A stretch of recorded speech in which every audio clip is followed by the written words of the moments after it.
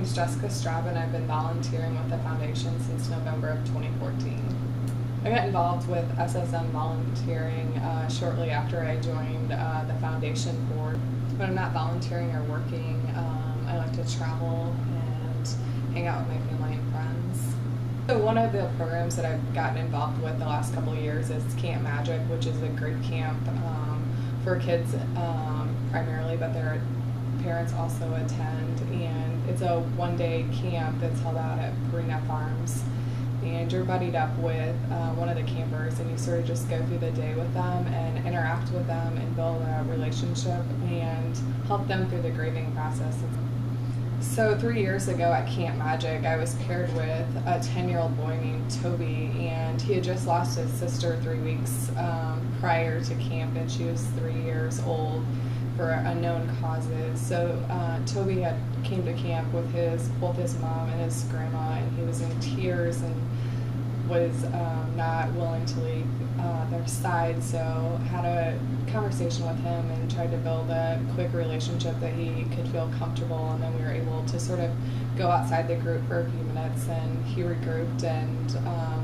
made friends with the campers, and probably by the end of camp he was probably one of our most active campers and was sharing a story about his loss, and made some lifelong friends with other campers there. As we were running around and playing, he had said, you know, I really wish you could be my second mom because my mom can't keep up with me, and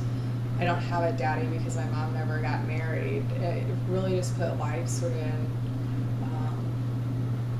just helped me focus more, being able just to build that relationship with him and just show him, you know, love through this experience, and just the friendships he can have, and that, you know, although you're grieving, that, you know, you're not the only one, and that there are services out there that help.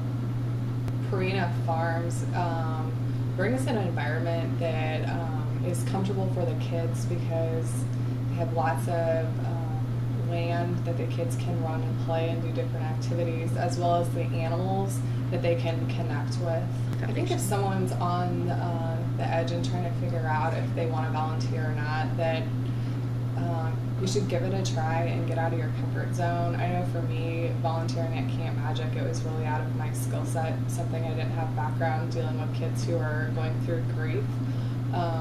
But through that, I, you know, learned a lot about myself and also been able to give back to the community. It's SSM's mission that through our exceptional healthcare services, we reveal the healing presence of God. Can you tell me what that means to you? I think living on mission in a Christ-centered environment means remembering that in each of the interactions you have. I think over the next 5 years, we're probably going to see even more people that our program is going to need to be able to assist, and possibly the scope of the different programs we offer may need to be expanded just based off of the needs of the patients and their families. Can you tell me about a challenging moment you've had as a volunteer? I think as far as a challenging moment, it probably goes back to some like Camp Magic experiences with the different buddies that I've been paired with. Just some of the conversations and the things that the kids are dealing with, and trying to relate to them on a level that makes sense for their age and for their experience. So at the Celebrate Life, Celebrate Local event,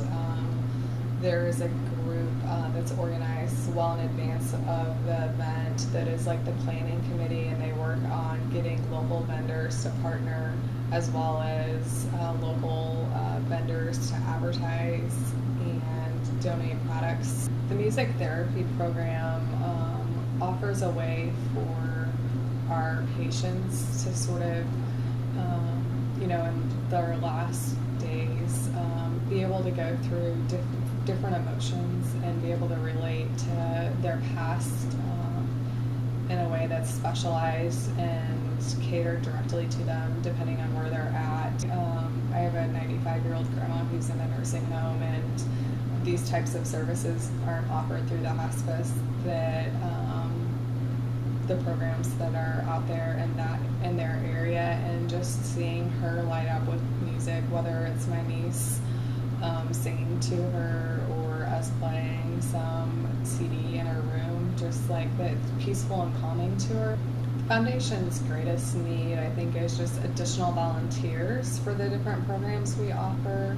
and the different events we host that allow us to meet the needs of our patients as well as donors. As we see an increase in needs, we're going to need additional funds to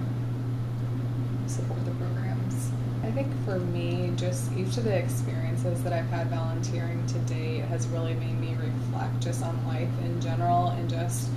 how thankful I am, and that, you know, whatever the experience is or wherever you're at today, like what our patients are experiencing is most likely a lot worse than